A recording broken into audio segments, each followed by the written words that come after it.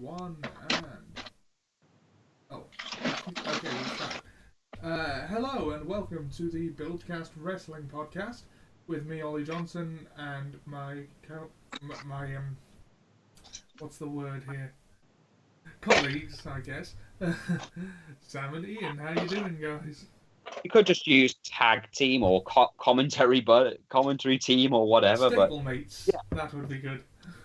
Oh yeah, stablemate, which will be very later. Hello, folks. Yes. Hello. So, guys, wrestling this week was kind of meh, wasn't it? That's been the common theme for quite a while. I was actually quite enjoying Raw, like AJ Styles versus Ricochet, especially. Like, you know. Well, yeah. To quote Brian Zane, "My body is ready." Yeah, I mean, you know, I love both those guys, and I'm very excited whenever they would lock up. I love Ricochet and AJ. I have to say though that Stomping Grounds was kind of a weird show, especially the main event. So okay, I thought. I think it's funny that they couldn't fill the arena, so they curtained it off. It was an arena that could fit about 44,000 to like 22,000 to 44,000 people, and they barely got 2,000 people in there. I don't think it was that low. It was a record low attendance rate at any rate. Oh God. They curtained off most of the arena so you couldn't see all the empty seats, and the main event was such a clusterfuck you'd be forgiven for thinking Vince Russo was somehow involved. Yeah, that did with the special guest. First, Stomping Grounds, surprisingly all right. I enjoyed it mostly. I know. I lost the predictions, and I accept that. I accept that I lost. Yeah. So, Ian, what should we have Sam do as a punishment for the prediction? Good question. We're not going to be sadists about it. I don't know. Figure something out. Sorry? Well, you're going to have to figure something out. Yeah.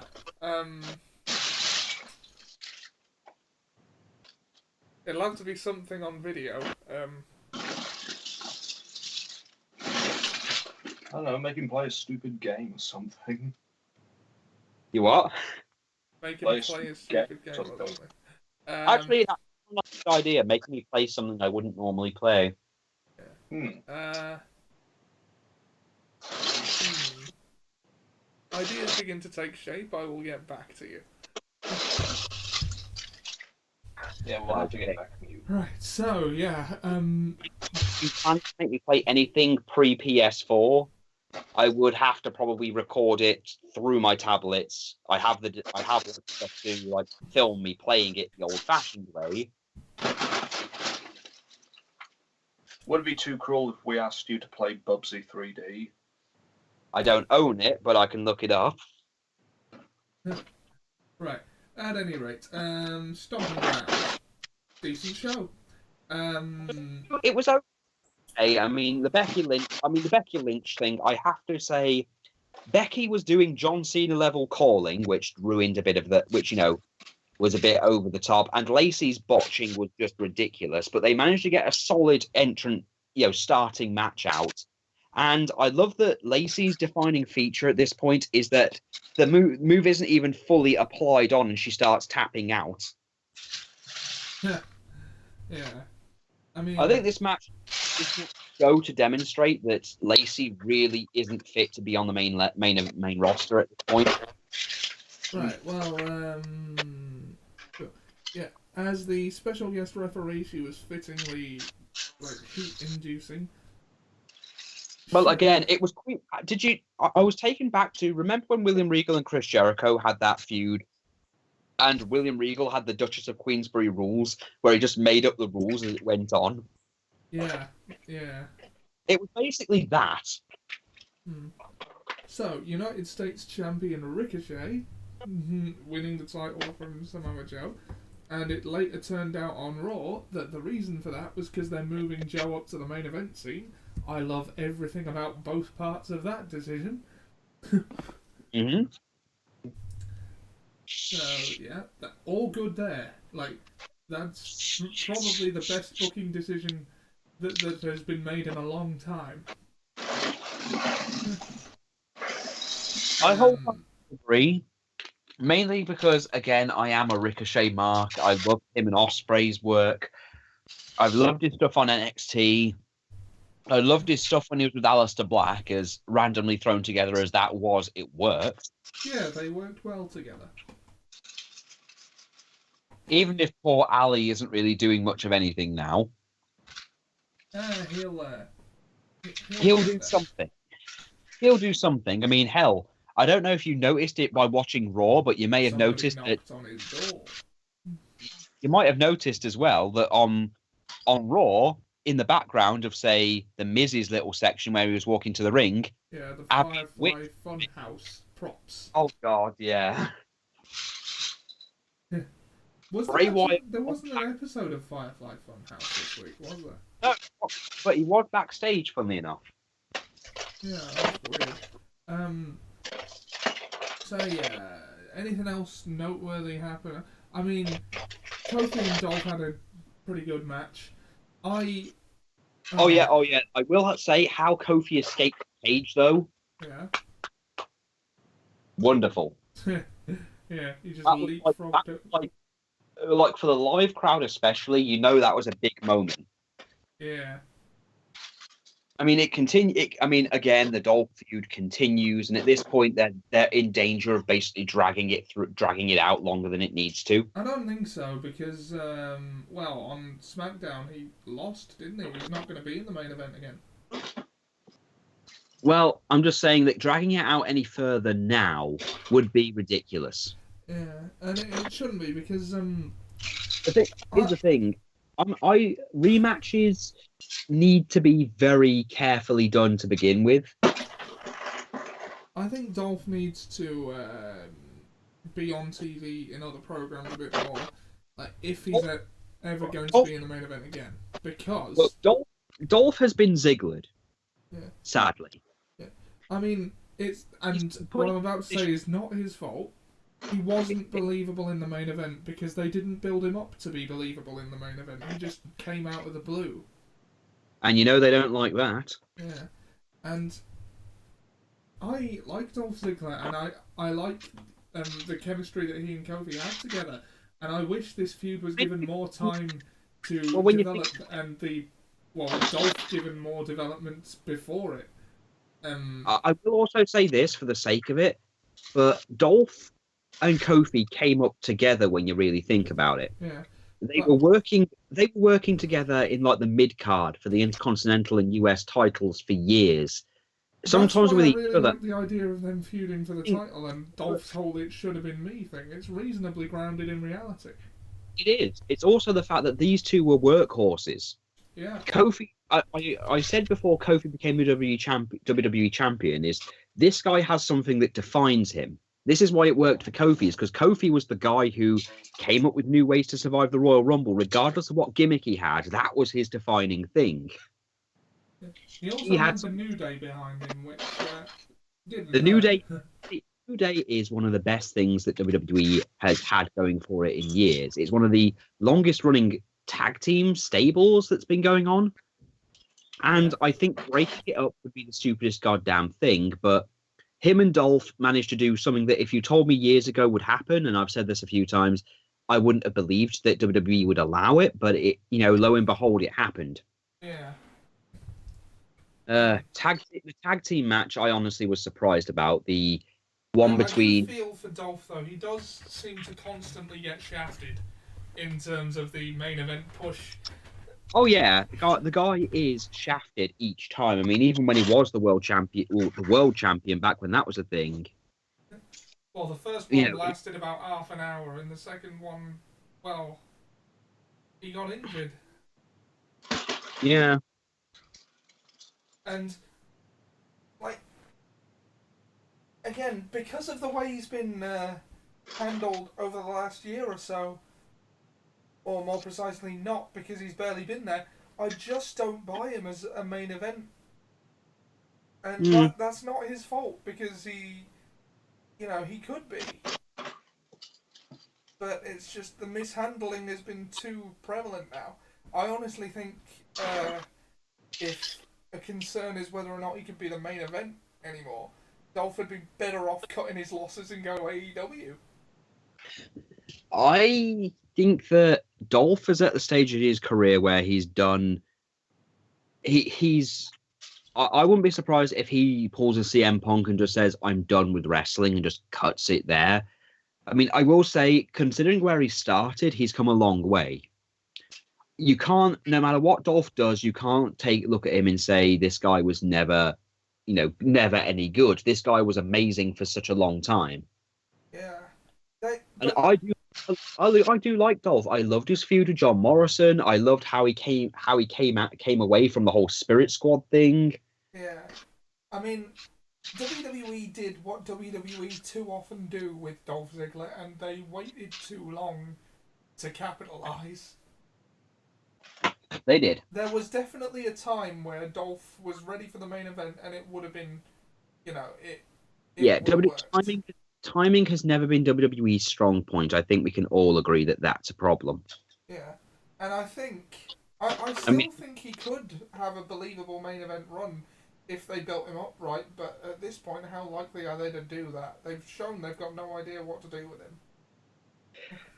Moving on a bit, I think we should talk as well about the other women's title match, which was Bayley and Alexa Bliss. Bayley and Alexa, which honestly, I know what people were expecting, but they were expecting a double turn right there and then that night, but they didn't get it, so we're continuing on with this ambiguous crap. I think that is where this is going eventually. Bayley turned. Look, the thing is that people expected Bayley to turn heel. Yeah. She didn't, but the thing is that I like that Nikki Cross is actually doing something, if that helps. But it was an okay match, if nothing else. So there's not really much to talk about with the Bayley and Alexa thing. It was weird that they were having the SmackDown Women's title defended against a Raw superstar, which was odd, but there we go. Noticeably absent was Finn Balor. I think the fact that the SmackDown Women's title was being defended against a Raw superstar kind of gave the result away, to be honest. Well, yeah, that's what takes away from it. It was kind of like when they had that match where you knew Roman Reigns was finally going to beat Samoa Joe because Joe had just been drafted. Yeah. So you knew full well that it didn't matter. Yeah. And that Roman was winning on a Raw show. So, it was kind of obvious. Moving on, the SmackDown Tag Team Championships. Okay match. Daniel Bryan and Eric Rowan are still the Planet's champions. Yeah. Honestly surprised about that, but Don't really know where that leaves Heavy Machinery, but I know, but you've got to remember that this was in Washington, and the problem was that this was Daniel Bryan's hometown. Yeah. Bryan was cheered, and they booed everything that Heavy Machinery did, even the Caterpillar, which is usually like a big cold spot. Yeah, I like that they didn't pretend that Daniel Bryan wasn't popular even in his hometown. Well, because firstly, they'd have never got away with that, but it's not something they've been shown to be above doing, is it? Well, WWE are known to lie a lot. About who the fans like and who they don't. Yeah, I know. And if the fans are too vocal, then it's Bizarro World. And Drew McIntyre losing to Roman Reigns. It's like, I mean, we knew it would, but we knew it was coming. We just wish it wasn't. It didn't happen. Roman couldn't beat Shane McMahon like twice, and yet he manages to beat Drew McIntyre. Like, I mean, it wouldn't be so bad if it wasn't for the 2 successive losses to Shane McMahon of all people. And this is yet another one of those. Roman is. Drew is suffering for this. Yeah, and the match was good. They work well together. They really do. And without Shane McMahon in the mix, this would have been a great feud. But he is in the mix, so it's not. You know.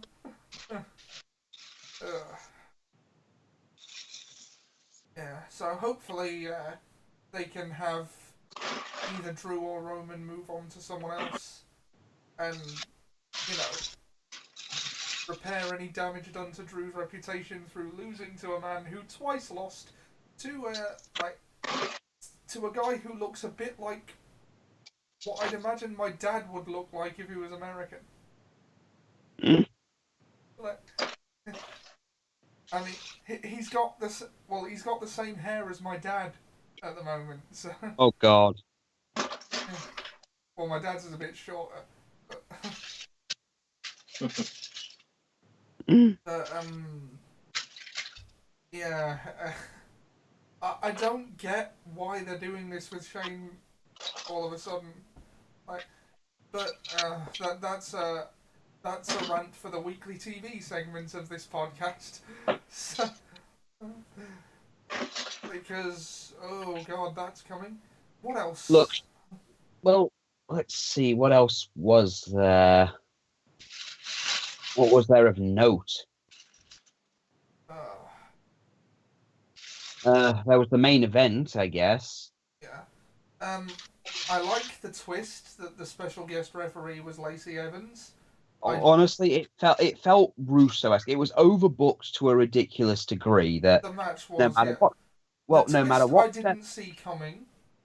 yeah, I mean, I do see the whole. Hey, did you know these two are in a relationship? Yes, Yeah. I know. On that note, first segment of Raw and end of Stomping Grounds. Does that couple have a name yet? Has the internet done that? Is it like Seki. Yeah, I'm already sick of Seki.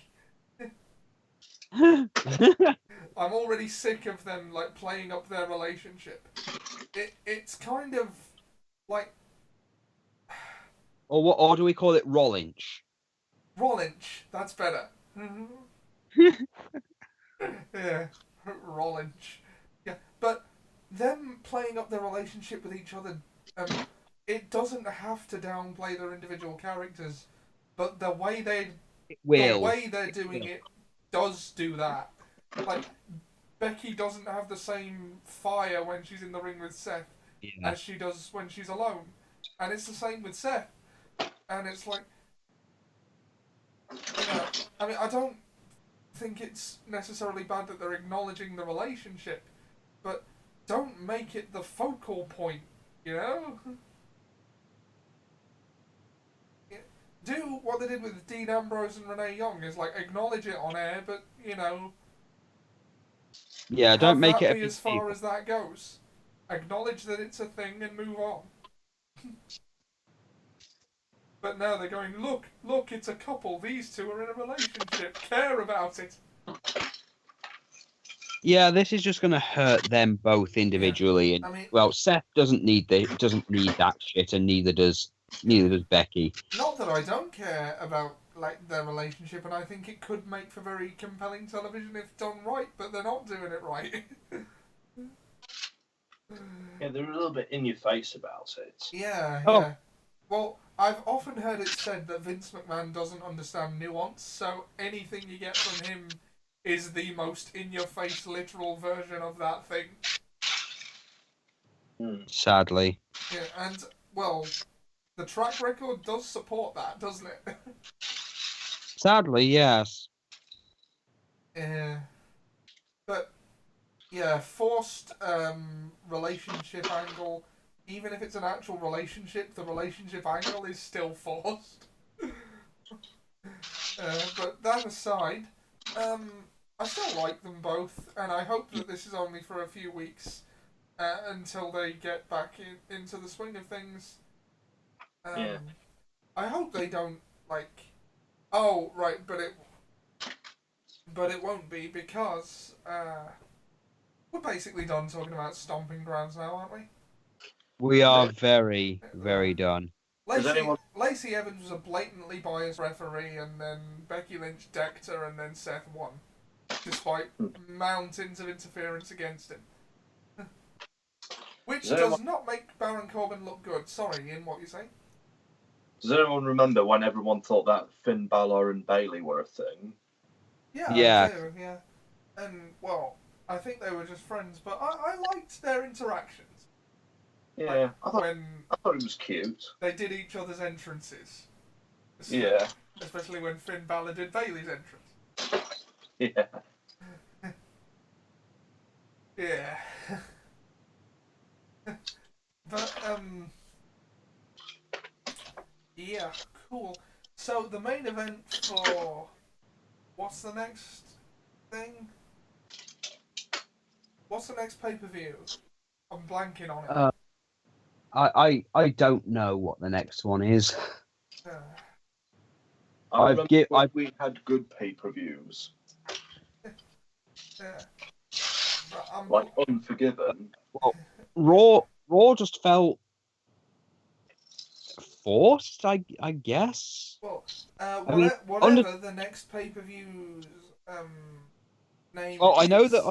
I know that Undertaker's coming back. We've got a match. Undertaker's back for a redemption match. Yeah. Well, he couldn't leave. Like, I mean, I was expecting him to come back for a match eventually. I wasn't expecting him to come back for a match this soon. But I get why, because he's probably still got the sour taste of the Saudi Arabia match in his mouth. You know, needs a palate cleanser. Why did Goldberg have to, do this? Yeah. Nobody's happy with how that went down. Look, I could go on an entire thing about Goldberg, and let's face it, none of his WWE runs were ever good. I don't know. His Universal title run was about as good as it could have been. It didn't need to happen, though. It didn't, but it was about as good as it was going to be. I think we can all agree that Goldberg's heyday was WCW because they knew how to book him. They knew how to book him properly. WWE never had a clue on how to book Goldberg. Yeah. Going back to the opening segment of Raw, shoving Roll Inch into your faces, which is why I'm already sick of it.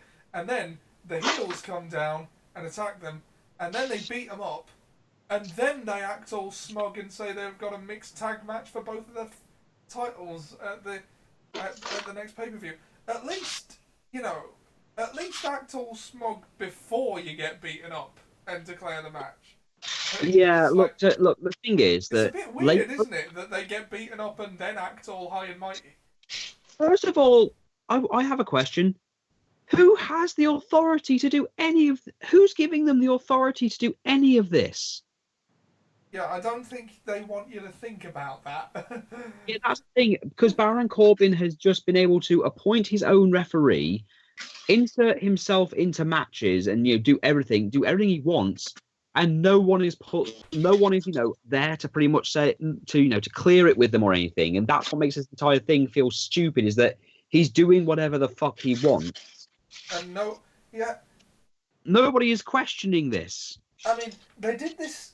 Like, this has actually been done better in TNA. Like, that one time where Sting comes in saying he's a network executive and he starts making matches, and then eventually towards the end of the show he's like, I'm actually not a network exec, but it's amazing what people will believe if you put a suit on. Yeah, yeah, that's true. But that's not where this is going. They're just having him make matches and expecting us to not register that as odd. Yeah, it does come across as just really fucking weird. Yeah. That he can just do what he wants. I mean, it's not even like he's going to Shane. Yeah. I mean, yeah, he's not even going to Shane. Would have some internal logic to it. Yeah. I mean, Shane McMahon would just be like, look, it's not... I mean, even if they had a whole thing where he just goes, yeah, look, Shane, look, just do what you want. I don't want to deal with it. I mean, like, as he stumbled upon Vince's porn collection or something. And, this is to keep him quiet. Ollie, if that's the case, then he has a lot of things he doesn't want anyone to know, because Bruno Sammartino came back, Raven was back in his good graces at one point. Vince has a lot of secrets, apparently. Yeah. So I don't know really what, but I'm done. I was done with Baron Corbin the second he stopped wearing an actual wrestling attire. Yeah. Look. The thing is, The entire thing that pushed him when they brought him up from NXT, which I want to remind people, he was just a jobber in NXT. He lost to everybody in NXT. That was kind of all he did. His entire thing was, I don't like little people. That was like his entire gimmick. And then suddenly he's on a show with people who are bigger than him. And now he's now a literal and metaphorical middleman. He's just a shit Lars Sullivan, really. Speaking of Oh, whom, he's not. Lars is injured. Yeah. Lars Sullivan, everyone's favourite racist in WWE, is now done. Yeah. For a Well, while. I say he's like a shit Lars Sullivan. What I mean by that is they try to push him as this sort of monster, but he just doesn't have the body for it. He doesn't have the presence of an unstoppable force. Like, The thing is, even smaller wrestlers than, say, Braun Strowman, look, he like doesn't Samoa have. Joe, have that presence. He doesn't have. Well, yeah, he doesn't have that intimidation thing. He doesn't have that tough guy thing. He's literally just some guy. Yeah. I mean, he doesn't have, say, the strength, like the physical tallness and wideness of, of Braun Strowman that looks like he's going to walk straight through you and you're going to shatter into fiberglass. Yeah.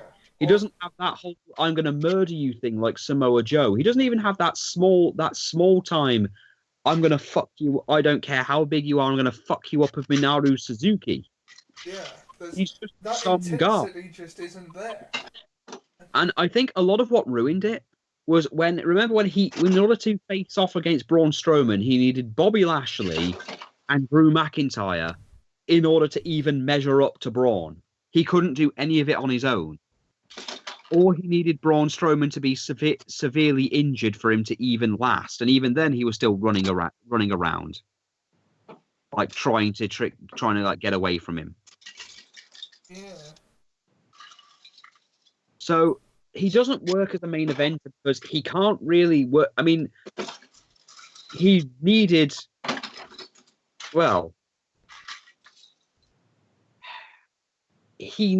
shenanigans in order to have a main event with Seth. Yeah. That.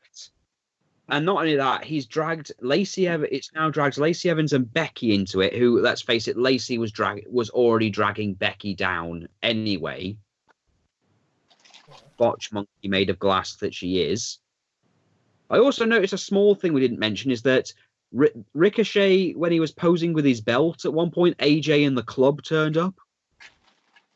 They did a whole Bullet Club thing, and then tried to get a thing with him, and then he's like, no, which some people have taken as them acknowledging the whole Ricochet had a major rivalry with AJ and the club back in Japan. They did do a whole thing where AJ was yelling at the club for basically doing nothing with their careers, and then they got their asses handed to them by the Viking Raiders. Yeah. So that was, that was fucking shit. The walking. We want to have the Attitude Era please take us seriously title, or the 24/7 title, continued, as they tried to question our Truth's whole look, pinning a guy at his own wedding, you've ruined their marriage, you've ruined his marriage thing. Yeah.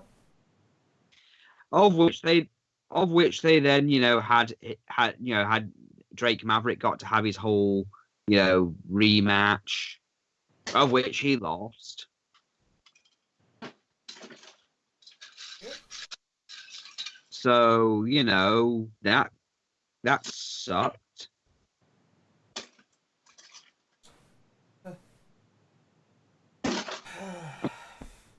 Or did go out on a high note with AJ Styles and Ricochet. Yeah. And which was an actual good match. Yep. And then SmackDown happens and Shane McMahon just ruins the entire tone of the show. Oh, we can't forget Kofi Kingston, did the whole Kofi Kingston had like 3 matches. Yep. Sam, why don't you take us through it? Okay. So, if I remember correctly, he wrestled Sami Zayn. Yeah. And won. Then he wrestled Kevin Owens and barely won by count-out. Then he was basically murdered completely by Samoa Joe, which works because Joe is an actual threat. Oh, and Shane McMahon and Erin were trying to murder Roman again, and then The Undertaker just randomly turned up. Yeah. I sometimes think when he randomly turns up, he's just trying to teleport to different places, and he ends up in the wrong place and just thinks, fuck it, I'll just work with it. Seriously, I dare you to rewatch that again and not think he's like, oh shit, this isn't Applebee's. Oh, well, fuck it. Let's see, what else do they have? Oh, yeah, loads of people became the 24/7 champion very quickly. Yeah, including Heath Slater's finally won a singles title. Heath Slater won a title, then lost instantly to goddamn R-Truth again. R-Truth then lost it to... Due to according to polls, he's the most popular champion right now. Ethan Carter III then beat him, took the belt, and then Carmella stole the belt, distracting him enough to get him pinned because, you know, that. R-Truth then becomes a 9-time champion. 8-time, I think. No, it's 9. Are you sure? Including the marriage, yes. I hope he gets to 17. I really do. He won't be... Well, if they're trying to get the most records, good luck, because Raven still holds the most at 28 wins with the hardcore title. 28. Brilliant. Oh, yeah. Well, again, you know, the title that was actually good and, you know, was defended in a more amusing contexts. Well, I mean, R-Truth's entire thing is just... matches as much anymore, can they? Well, they can't, but they can still have some fun with it. They don't have to be violent with it. I know. I like the videos of, I don't know, when he pinned Jinder Mahal on the plate and then locked himself in the bathroom. Well, the thing is, there was potential, but the thing is, you can't get the magic of the Attitude Era at all. Mainly because, again, the Attitude Era already happened. It wasn't as glamorous as everyone likes to pretend it was, and you know, Raven may have had all those wins with the hardcore title, but again, the hardcore title had a lot more going for it than the 24/7 title did. I'm sorry, but until there's someone being forced to eat their own dog. Oh, God. Or, you know, chaining someone to a chain link fence and pinning them against it, or throwing them in the Mississippi River to pin them. Right. Going into a theme park. Wrestling in the snow. Right. Well, what else happened on SmackDown? What's worth mentioning? Well, now we've moved on to SmackDown. The Iconics are still worried about the Kabuki Warriors, which I still find a problem. Yeah. Shane McMahon reacted to The Undertaker returning, and that happened. Dolph Ziggler claimed he wasn't finished with coffee. Finn Balor returns to pretty much have Shinsuke Nakamura looking at him, which I can completely work with. Dolph Ziggler may not be finished with Kofi. Kofi's finished with him, and that's what matters. That's what matters. And Dolph then continues to call Kofi's house and going, "Come on, give me another chance. We can zigzag again." It should be me. I'm sorry, and Kofi Kingston's like, "Sorry, I love you. I loved you, and I know you think it should have been you, but it's Joe now. It's Joe now." Drake Maverick cried on R-Truth. Bearing his soul. The Miz continues to, be dragged into things with Elias. Because the Miz is still not finished with Shane McMahon. Heavy Machinery want to apparently have a barbecue with the New Day.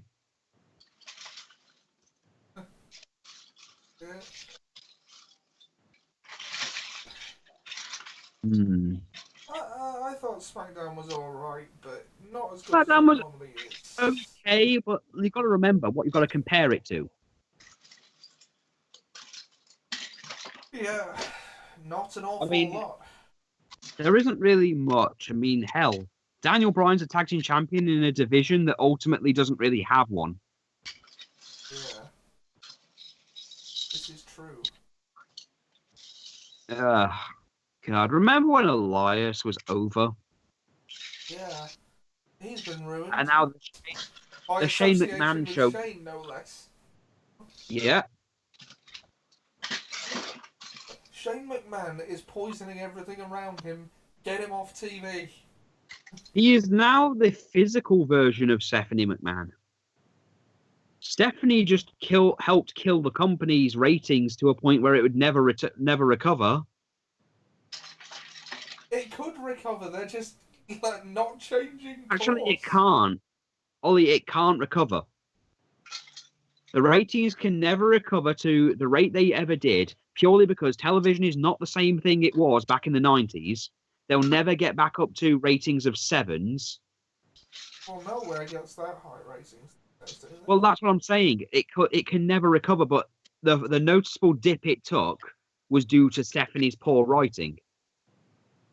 Yeah. Because Stephanie writes like a 5-year-old. Right.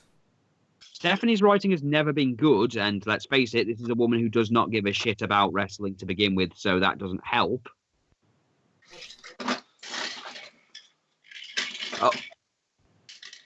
Oh, let's not forget that Nikki Cross also has a pinfall victory over Bayley. Yeah, that's interesting. That happened. Well done, my Scottish lass.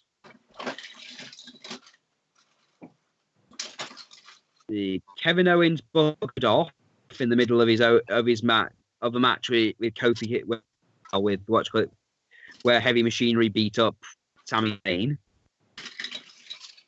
He just walked out on his partner.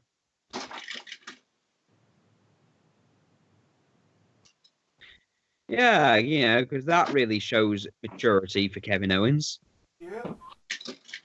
Yeah, screw it. I'm not going to win. I'm just going to go. But yeah, so that's basically the shows then, isn't it? Now, We should however, talk about the latest, thing WWE are doing for authority figures. Apparently, there's one more big talking point that we gotta get through, and I know you've been waiting for this. For months. Yeah. So, Vince McMahon has decided that he's going to put 2 different people in charge of each show. Fair enough.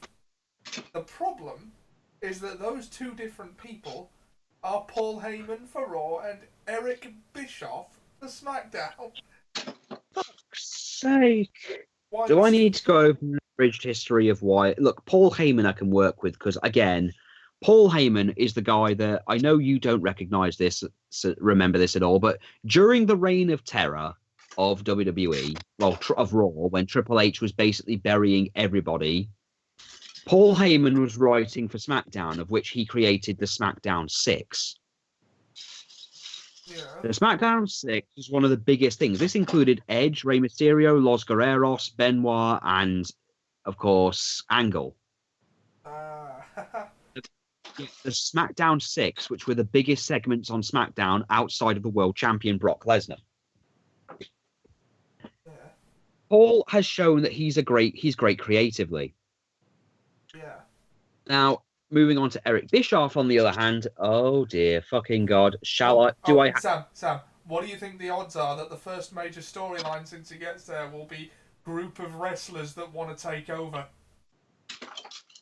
Fuck you, Ollie. Fuck you and fuck everything.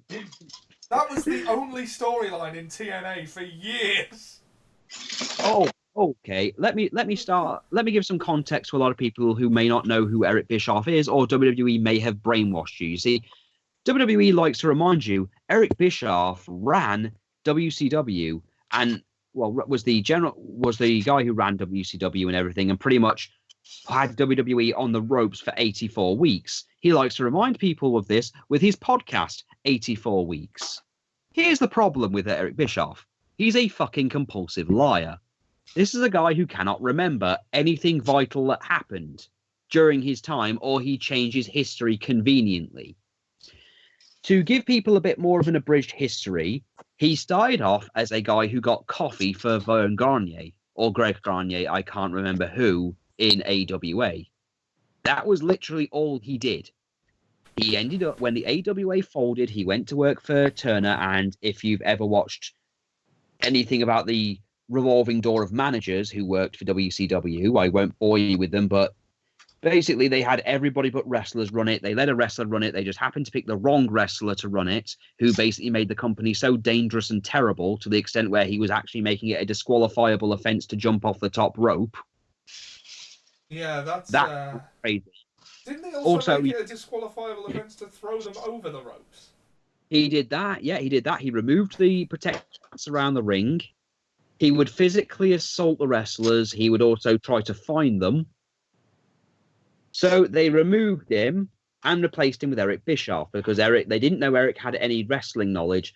And while WCW wasn't doing much in 95, in 96, well, in 95, 96, he started using Ted Turner's money to bring in anybody he possibly could from WWE. Basically, anyone who was a major star up north was a big star. He could make a star in WCW. So, you know, Hogan, Savage, Piper, the Nasty Boys, you know, people who were big stars in the 80s.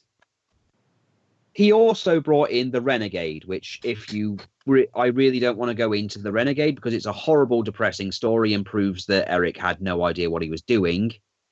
But the one storyline he's very proud of is the NWO. The NWO, of course, being the invading faction, which they kept implying was from the WWE to the extent where they were going to have two separate shows, NWO and WCW, but that never went through, which is why there were so many people in the NWO. Speaking of influx of members, because why not? To the extent where more than 50% of the roster were part of the NWO in some way, to the extent where they had sub-teams like the NWO B team, not to be confused with, you know... The B team? Yes. B NWO... Go. NWO Japan, the NWO Wolfpack, the Latino World Order. I'm not even joking about that one. The LWO was a thing. And Bischoff got this idea from stealing it from Japan because there was an All Japan versus New Japan war going on at the time, which was an actual storyline of wrestlers from another industry company invading another one. Oh, good Lord. And he ran this into the ground for years to the extent where they were taking over the shows. I watched 1996 WCW, and it was literally just the NWO turning off after the first hour and taking over, insulting all the wrestlers that were non-NWO in the ring, forcing their own men into things, and then Sting ended up being like a storyline for like a year, where they didn't know his alignment, so Crow Sting would turn up and beat up fake Sting. And Bischoff, still won't explain Starrcade 97 at all, or not in a way that makes any sense, because he's changed his mind at least 5 times onto what happened. Either Sting was drugged up and had no idea what he was doing, or Hogan had another deal with the announcer, or no one knew what was going on, or no one made any plans, or Sting didn't agree to the plans. There's no one story, apparently. But Sting has a different story to what Bischoff says, so that should say something. But other such things he did after the NWO, again, his most successful thing was the Kiss Demon, which didn't work out. The Kiss Demon. Oh, God, the Kiss Demon. Basically, he was obsessed with Kiss. To such an extent, he used WCW's money, I think, to pretty much make a deal with the band Kiss to have a wrestler made in their image. Well, Kiss will do anything for money. This was Kiss Demon, who part of his contract was that he'd have a main event. So they had a special main event that wasn't a main event where he lost to the Wall. The wrestler, not an actual Wall. Oh. But he was basically a jobber. That is literally all the Kiss Demon ended up being when Bischoff lost control of the company. He also brought back Eric. He was also part of what is known as the bad year of WCW, the 2000s, Right. where he basically teamed up with Vince Russo because they threw the new blood idea under the table, and basically vacated every single title just for the sheer sake of it.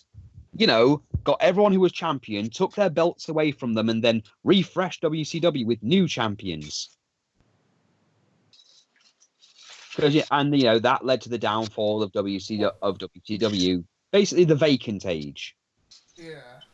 where vacant was the champion multiple times. Bischoff continued to fuck up monumentally, especially when he couldn't even get a deal with the whole Bash at the Beach incident with Hogan, where Hogan walked out on the company and actually ended up suing WCW and Vince Russo because what Russo did in the ring was not agreed upon, because apparently Bischoff couldn't come up with an agreement between him and Russo. Then when it was done, he disappeared for a while, turned up in WWE, where he literally was only there solely for the purpose of being hired by Vince. When that Apparently, tenure, Vince hired him so that he could say his greatest nemesis worked for him. yeah, That is a thing I read somewhere. Don't quote then, me on it. then when during the time when Jeff Jarrett lost control of TNA because he basically had an affair, he basically slept with Kurt Angle's wife, and therefore lost a lot of control to Dixie Carter. Dixie, not knowing how wrestling worked or who to look out for, got coaxed in by Hogan and Bischoff. Hogan, I could understand. Bischoff was questionable at best, even though AJ Styles even screamed on top of his lungs at one point, "You put $1 billion company out of business." Yeah. But then again, she's also the woman who threatened that if anyone told her to fire Russo again, she'd fire someone else. Right. Somebody desperately needed to slip her a copy of The Rise and Fall of WCW. They really did, but Bischoff wasn't finished there. He took it for a ride, turned it into WCW 2.0, threw his own son in there to an extent where his son couldn't get over. So during the tapings, they actually demanded the audience cheer for his son because no one cared about Garrett Bischoff and they weren't happy with the reception that after Hogan endorsed him. Yeah, WCW had like placards for applaud or something, didn't they? That was a thing. I remember, but let's see, what else did they do? Oh yeah, he also intervened. He intervened quite a few times, and his character was pretty much his WCW character, just him being Bischoff, effectively. The most amusing thing he did In some ways, Eric Bischoff is more like Vince than Vince is. yeah, though I will say this: the one amusing thing he did is that he sold for the bird that Sting let out. Like he sold for the bird. Yeah. While Sting took over. Then we had, of course, Aces and Eight, which were just a biker version of NWO. Oh yeah, I should probably mention this. Another idea of Bischoff's. Bischoff loves Harley Davidsons. He once had an entire pay-per-view where the only way you could get in is if you rode a Harley Davidson. So it was, instead of seating, you had people sitting on Harleys. The pay-per-view was called Hog Wild. I see. Yeah, he loves Harley Davidsons. He loves all this stuff. He just wanted to be like, he loved the NWO so much that he ended up joining them after them weeks of them beating him up. Like being their spokesman and shit. Yeah. But then, of course, his TNA tenure kind of... He lost a lot of power after Hogan walked out on TNA. Yeah. He just disappeared for a while. He then appeared in WWE a couple of times on like documentaries where he lied. He'd lie about things, because that's basically all Bischoff does is lie about lie about events that happened. Because there's one reason I'm not particularly worried about Bischoff this time around, though. he's with the losing. Sorry. He's with the losing side already. Well, WWE SmackDown, which is the brand he'll be in charge of, is going over to Fox. And they're not going to be quite as insular in who they trust with the product as Vince is known for being. So if Bischoff fucks up there, he's going to be gone, I reckon. And whoever's in charge will just, get someone else. this won't be like the times I've heard the stories about how what TV companies generally thought of Russo. Like, they would joke when he was out of the ring going, who the fuck is this guy? He can't even read. Because, Russo can't fucking read, apparently. Yeah. But he was an idiot. He didn't know what he was doing. And Bischoff's the same. He doesn't really know what he's actually doing. He has, like, one idea that he drove into the ground. I mean, Chris Jericho's even echoed what I said, where he said, look, this guy is a guy who had one idea, only one idea, and it wasn't even his. In fact, people are saying the Bullet Club is a rip-off of the NWO. The Bullet Club was just the gimmick going back to where it came from. And unlike the NWO, the Bullet Club has stayed fresh and worked for longer than the NWO was even around. So, what do you think the odds are that the first major storyline on his era of SmackDown will be like another rehash of the NWO? What I think he'll do is on SmackDown, he'll have Kevin Owens and Sami Zayn return with OWO things, like Owen World Order things. Yeah. And they'll start coming out and they'll start calling themselves like cool heels, and they'll start more people will start joining the Owen World Order against Eric Bischoff. Getting down with the kids. Yeah, down with the kids. And then they'll have Kofi lose the title during a match with Shane McMahon, whereupon when Kofi's about to hit Trouble in Paradise and the referee's not looking, they'll tase him with a cattle prod, pin him, and then right after, Xavier Woods will come out and claim he's going to win the title. Dolph Ziggler will come in, claim he's going to win the title back from Kevin Owens in honor of Kofi Kingston. And as they get in the ring, they'll square up, and then he'll poke Kevin Owens in the chest, and Kevin will just fall to the ground, and then Dolph will pin him.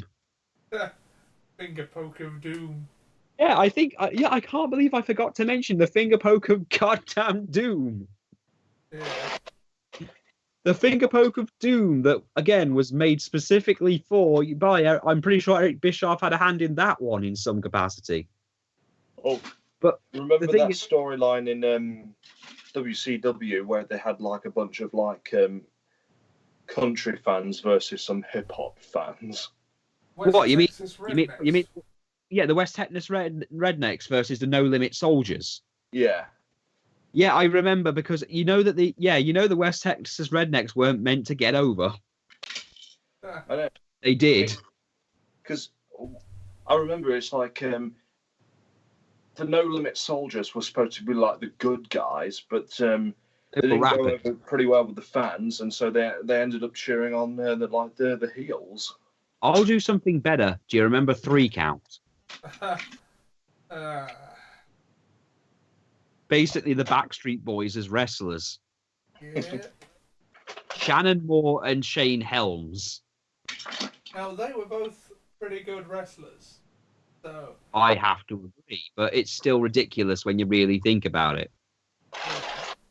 Oh, God. WCW had some weird things. Glacier. Oh, God. The Yeti.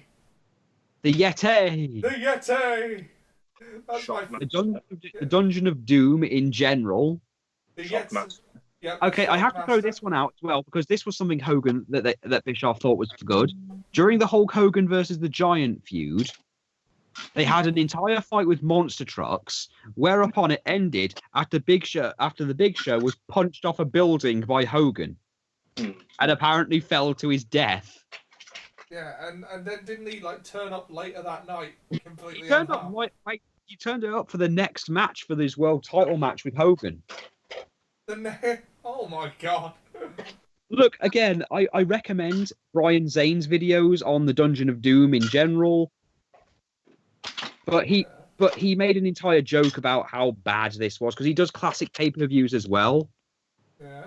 Yes, and the monster trucks keep pushing and pushing and pushing and pushing, and he picks up a guitar and goes, and pushing along, they just keep going on, they just keep going on forever, and they're not keeping score, and then suddenly Giant falls off a building. Wait, what? Yeah. Well, we are 54 minutes in. Ian, you've been on. Have you got anything to add to like the week's proceedings in this news? Actually, no. I've come up a bit short this week. Yeah. Well, if we have to use up a bit more time, your thoughts on what Paul Heyman will do with Raw? Probably. And if you say Brock Lesnar, I'm going to just roll my eyes. Brock Lesnar. Fruit machine mode activated. Well, Oh, personally, I don't think he'll be as bad as Bischoff. Look, I know say what how you will about bad. Paul Heyman, he is actually good at his job creatively. Oh yeah, it's just everything else he's bad at. Yeah. Mainly money wise. Yeah. But seriously, I do think Brock will be in there somewhere. Yeah. Yeah, he will be. I mean, alright, with 5 minutes to go, just an apropos of nothing question, just a bit of positivity to close out the podcast. Guys, what is your favourite title belt? You know, I'm gonna get. You know, I can't pick one specific title belt I enjoy because I have to really go with when it comes Top to three, then. a belt that is just okay. My top 3 belts are. I'm gonna have to say at first the WCW Big Gold Belt. Yeah. That's gonna be one of my personal favorites. Let's see. I'd have to say the New Japan Pro Wrestling Intercontinental Title Belt. Like the IWGP Intercontinental, and this one's a bit of a cheat one, but because I own this belt in a replica form, but the WCW United States title. Yes. I know a lot of people don't like it because it's it's not as in your face as the WWE one. I actually prefer that about it. I mean, I know Brian Zane did a top belts thing, and he actually said that he hated the United States title purely because he just didn't like its aesthetic because the US symbol was very small. But I liked what it was. I liked it. I kind of felt it was tradition. It was kind of like a good traditional one. I mean, I like that they've went that way with the UK title. They've resisted the urge to just have a massive Union Jack plate. Yeah, I'm sick of seeing the Union Jack in general at this point on everything where it shouldn't be. Right. Well, Ian, what about your favourite belt, or more if you've? Oh, well, I'm going to go old school and say one of my favourites is the $1 Million Belt. Oh God, yeah, the $1 Million title. I just the love first how ever customized belt. Yeah. Oh yeah, it was. Oh yeah, it was actually because he couldn't win the WWE title, so he just made his own belt. I'm here. Okay, any more? The hardcore title belt. The hardcore title, I have to agree that I love the hardcore title just because it's everything it needs to be. And the fact that if you remember its last year alive, how many people customized their own version of it, like how Tommy Dreamer had a license plate or Bradshaw had bull horns put on it. Yeah.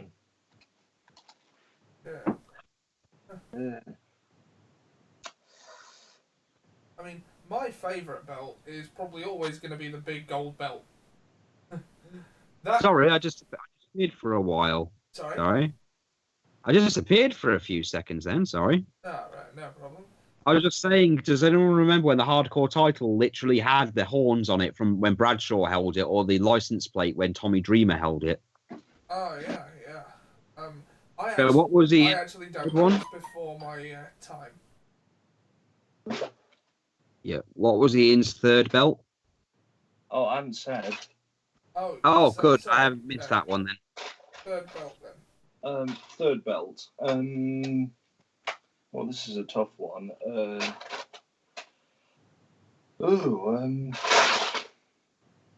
Well, I thought that John Cena's custom belt was quite amusing, with the little spinner disc. Oh God, I hated that belt so much.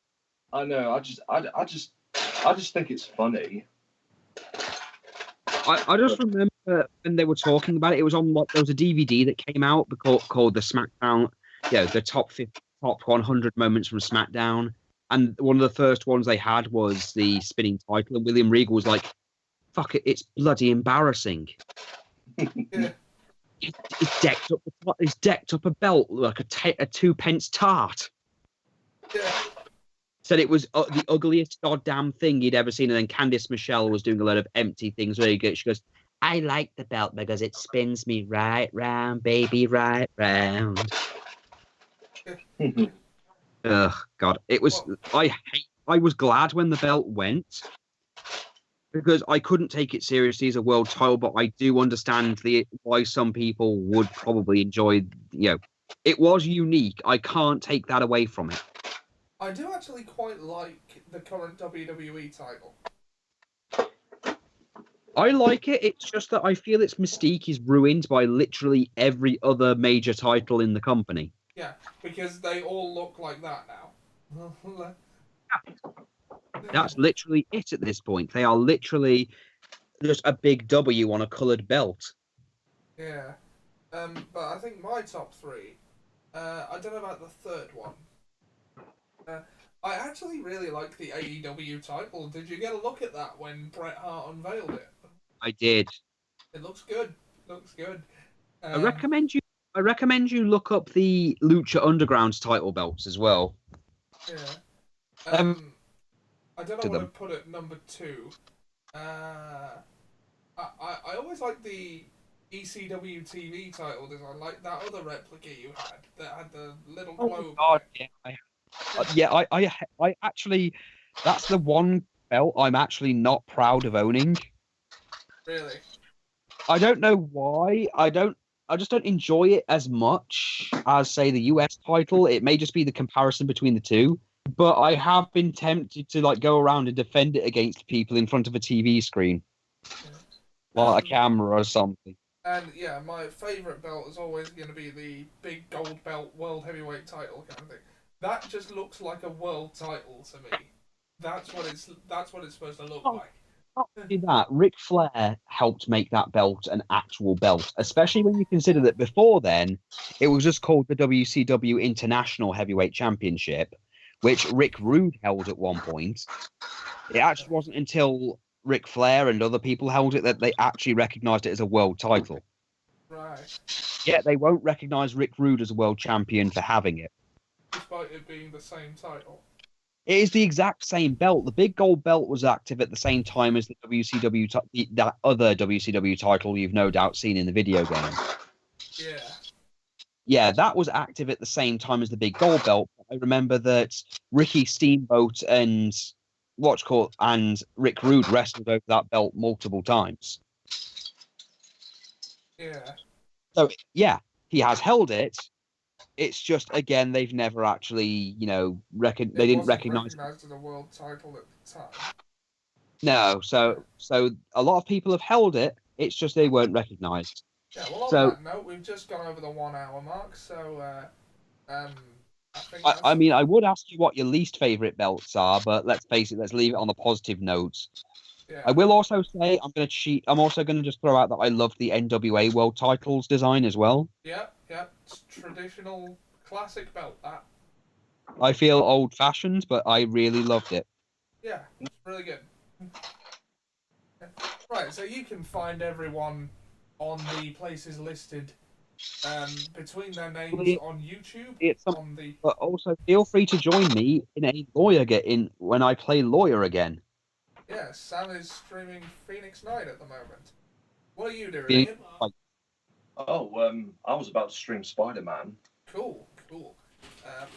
If you want to go and do Ace Attorney, that's fine. No, I was saying that I've been doing that on my channel. If you want to do a Spider-Man stream, I'll be happy to join you. Oh, okay. Alright, cool. You can find me as Ollie Johnson pretty much in all the places. My gaming channel is accessible through this channel. I'm also on Twitch. And we will see you next time. Hello, Nicole. Sorry, my daughter's just turned up. Hello. And on that note, we'll leave you. See you next time, guys. Hello.